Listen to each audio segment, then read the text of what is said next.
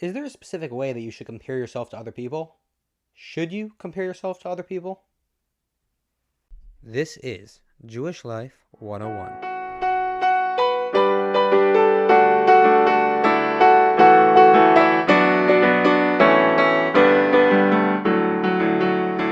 Welcome to Jewish Life 101, the podcast where we tackle any topic from a Jewish perspective, from the way that a Jew would look at it. Today's topic is humility.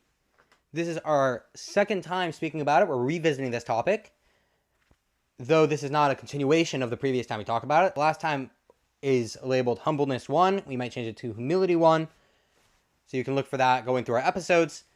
This one is not connected, but in the last one, we gave an explanation on what is humility and what you should think in order to gain humility. So that is one way to observe it. Today we're going to talk about two completely different ways to observe yourself and the people around you, and based off that, gain a form of humility. The humility is similar to last time, that humility in general, according to Torah, according to Judaism, is not that I'm a piece of nothing. You have to recognize what you have. Yeah, at least the basic form of humility is that you recognize that you're not greater than other people. Meaning, you recognize how great you are, and you don't put that down. You don't say, I am not great. But you recognize the greatness that God has above you and that other people can have above you. Last time we explained that in a way of, if other people were in your shoes, they would maybe do a better job. And today we're going to explain two different ways. The first of these two different ways is that the people around you, even if they, in their current situation, are worse than you, seemingly, nevertheless, the souls of all Jews are considered like one body. Therefore, just like each limb of the body contributes to the other limbs, so too each person contributes to the other person. So you being better than them, your completion as a person is because of them. So you can't say I'm greater than them. Your entire success comes from them in a certain way. The second way we're going to explain is that every single person has things that they do imperfect, and comparing that to other people, we can have a recognition that maybe we're not greater than everyone around us. I'm going to explain that more in depth in a moment, and I'm going to explain the differences between these two ways and in what context we should use each of these two ways, meaning the two latter ways, the two latter approaches. The first approach, I have not seen a clear explanation comparing to the other two approaches. I'll say my own understanding of it. My own understanding of it is that the first approach, the one about if someone else were to be in your shoes, which is probably explained in the first time we talk about humility, that is the proper, most complete form of humility, comes from looking at that approach. The second approach, the one where we're all one completion, is an appreciation of a person where they're holding right now. Meaning not if they were in your shoes, but in their current shoes. You can appreciate them much more. And then the third approach is meant to be used in its specific context that we're going to explain towards the end of this episode. Also, every episode has a lesson. The general concept of this episode, reaching humility using these approaches, is itself the lesson. We said that the first of the two approaches we're going to mention today is all Jews are considered one body. All our souls come from one place. And therefore, just like in a person's body, each limb adds to all the other limbs, and they're only complete in their own places, being able to do and use their full potential because of the other limbs. Even the foot may be considered the lowest limb for a lot of reasons. Its functions are not as complex as, let's say, compared to the hands, and it doesn't think such as in your brain. Its abilities are much more coarse compared to the sight of your eyes. But nevertheless, the brain cannot fully function, cannot do its full function that it needs to and wants to do without the feet, because it cannot get to where it wants to accomplish what it wants to. So even when we look at the body, even the feet are necessary for the head. So the head's accomplishments are attributed to the feet. And if it didn't have the feet, it would not be where it is today. So too, when a Jew looks at all other Jews, they should recognize that what he does spiritually, that helps with your completion. Because he is necessary in the general picture. So even if you cannot point it out, you cannot recognize it, but you have to realize that he may be, even if you think of yourself, I must be the head, you only got there, assuming that you're even the head, really, but the head, which is you, only even got to where you could be because of all the other limbs. You would never be able to get where you want to be without the heart. You'd never be wherever you want to be without the mouth. You wouldn't be able to be where you want to be without the feet.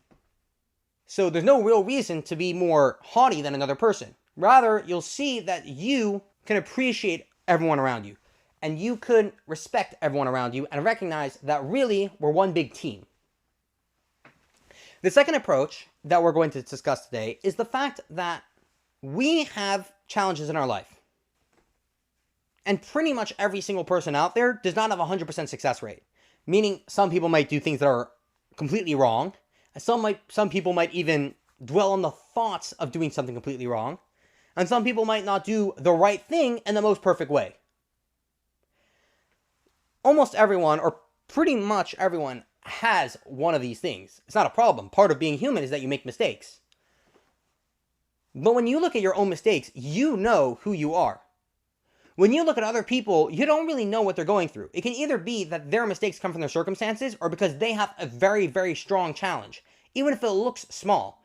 So even if what they did is much worse, let's say one person stole and another person didn't give as much as he could, the person who didn't give as much as he could has to recognize that the person who stole, God forbid, may have a much stronger struggle. And his things in his life, which compared to you're not giving as much, he does halfly and he does fully.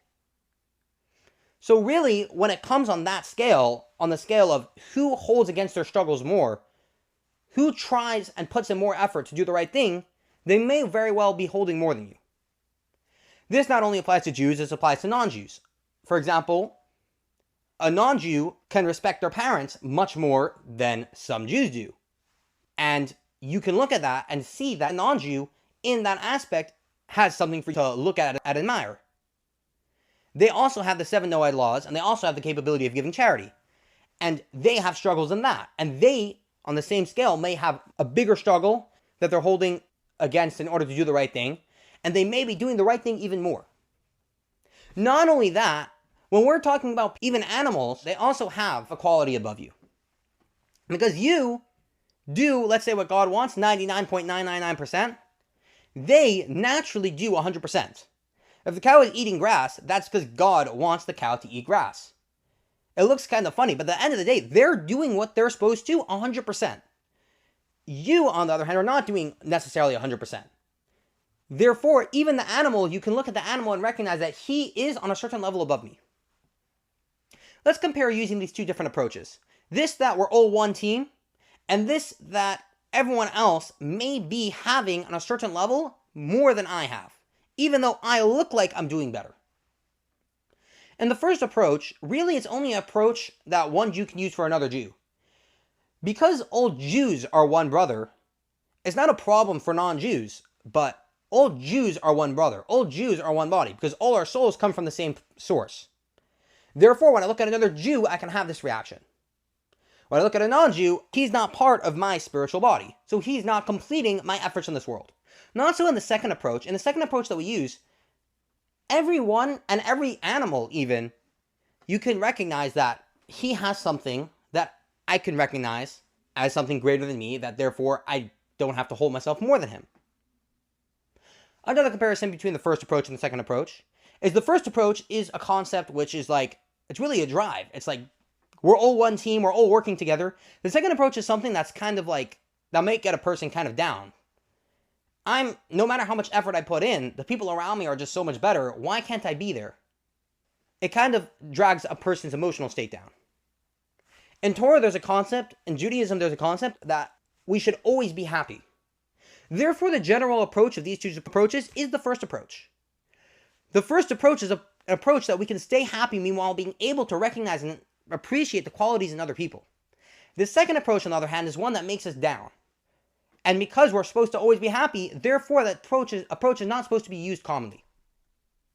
The only time that it says that we should use this approach is in a specific case that the person's evil inclination is putting him in a state of having, so to speak, a heavy heart, meaning he has a heavy heart towards the right thing, towards spirituality, etc., then he can use this as a counter. He has a depression on why am I not doing the right thing? Now, even this second approach should only be used in very specific contexts, and only correctly in those contexts. They themselves, you would have to observe and figure out when is the right time to use that approach and how to use that approach.